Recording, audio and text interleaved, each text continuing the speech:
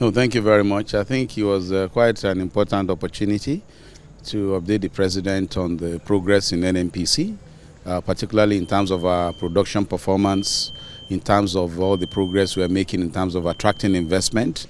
As you recall, Mr. President gave us a very clear mandate, which is to grow production to at least 2 million barrels per day by 2027 and up to 3 million barrels per day by 2030, as well as grow gas production as well. So where are we on that, and how are we progressing this year, and how are we preparing for next year in terms of ensuring that we deliver this growth? So that was one of the key areas of my update to the president.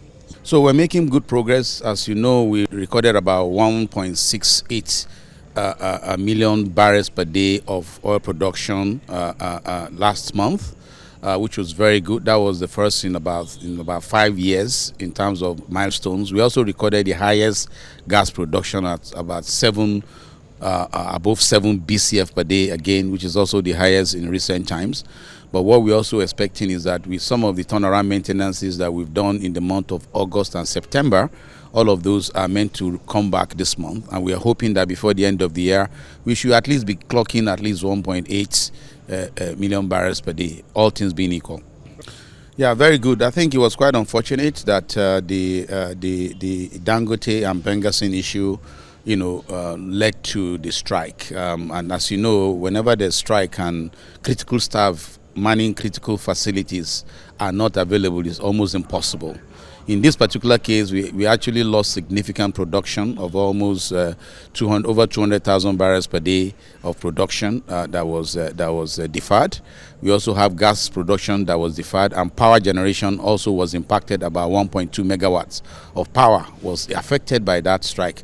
But I think I'm very pleased that the federal government, through the leadership of the Federal Minister for Labor and also full support from the National Security Advisor, we're able to pull together everyone into a dialogue and bring everybody to the table. And now there's been a communique that has been agreed on the way forward. We're all very hopeful that everyone will abide by those communiques. So since then, we've been able to return quite a number of the production back to status quo. There are one or two areas where we're still trying to catch up. But overall, we are gradually gone back to restore the lost production and the deferments that we have as of today. Yeah, so the increase you saw was relatively artificial because, for the period of the strike, what that meant was that quite movements and loading were delayed by about 2-3 days, right? And because of that, you see that impact. As things return back to normal, it takes some time for distribution to be fully restored. So that delay, and of course, as you know, with Nigerians, people take opportunity. With that delay, some of the people that have existing resources and reserves had to put up the price. My expectation is that now that things are back to normal, prices should return back to what they were before the strike.